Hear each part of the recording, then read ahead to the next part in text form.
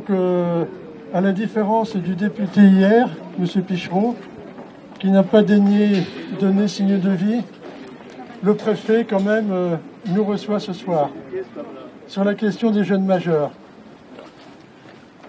Alors, je ne sais pas si vous étiez tous là hier,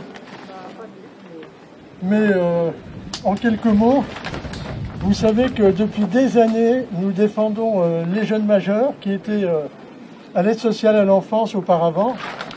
Et puis dès qu'ils ont eu 18 ans, eh bien, d'une certaine manière, on les a oubliés. En outre, quand ils demandent des titres de séjour, ils ont beau présenter des documents qui émanent de leur pays d'origine, des passeports biométriques, des actes de naissance, etc. Ils sont toujours considérés comme apocryphes.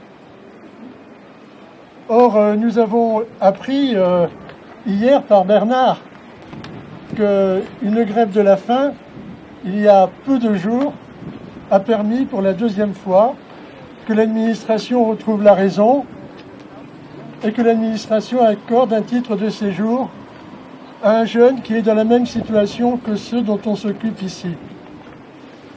Si nous sommes là ce soir, c'est parce que si nous nous manifestons publiquement, c'est parce que nous avons vainement tenté d'obtenir des réponses du préfet. Vainement. Nous lui écrivons depuis plusieurs années. Donc maintenant, on considère que ça suffit et qu'il faut que les situations apparaissent au grand jour. D'autant que le moment est quand même spécialement sensible. J'espère que vous n'avez pas vu les tracts du Rassemblement national pour les élections départementales et régionales, mais si par malheur pour vous, vous les avez vus, eh bien, le Rassemblement national ose dire que les jeunes majeurs sont la cause de l'insécurité en France. C'est une véritable honte. Le Rassemblement national ne connaît pas les jeunes majeurs. S'il les connaissait et s'il avait un soupçon d'honnêteté, ce que bien sûr on ne pense pas, mais on peut rêver, eh bien il ne se permettrait pas d'affirmer des contre-vérités comme celle-là. Nous, ici, nous connaissons et nous suivons des jeunes majeurs, donc depuis des années. Des jeunes majeurs qui sont complètement désespérés. C'est ce que nous avons écrit au préfet, c'est ce que nous avons écrit aux députés. Donc ce soir, une délégation est reçue. Je ne sais pas à quelle heure ils vont quitter la réunion, mais on n'espère pas trop. Mais il n'empêche que c'est un acte important qui se passe. Et nous pourrons dire les yeux dans les yeux, par nos délégués, quelle est la réalité de la situation de ces jeunes. Alors il faut rappeler sans cesse que ces jeunes, eh bien, après l'aide sociale à l'enfance, et au cours de l'aide sociale à l'enfance, ils avaient passé leurs examens, donc ils sont en stage, certains étaient en apprentissage, ils sont tous très bien reconnus par les personnes qui les accueillent en stage, très bien reconnus par les employeurs qui les ont eus en apprentissage, mais il faut que brutalement tout cela s'arrête. Ils sont en outre évidemment parfaitement bien connus par leurs enseignants qui pendant des années les ont accueillis, ont contribué à leur formation et nous ont dit hier soir tout le bien qu'ils pensent d'eux et véritablement leur stupéfaction et vraiment le caractère inacceptable que des jeunes comme eux qui sont formés, qui ont bénéficié, et ils le savent, et ils en sont gré à leurs enseignants, qui ont été formés, qui maintenant pourraient être dans la vie, tout à fait avec nous normalement, d'autant que chacun sait que pour les emplois pour lesquels ils se forment, eh bien, il y a un besoin de main-d'œuvre.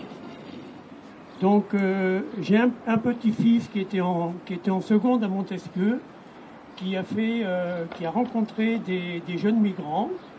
Et il a été très ému. Il m'a dit, grand-père, il faut surtout faire quelque chose pour eux.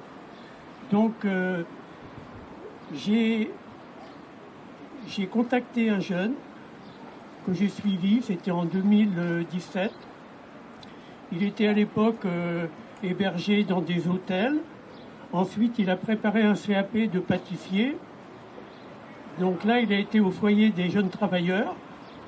Et malheureusement, il était prêt à passer son examen. Il a reçu la fameuse obligation de quitter le territoire.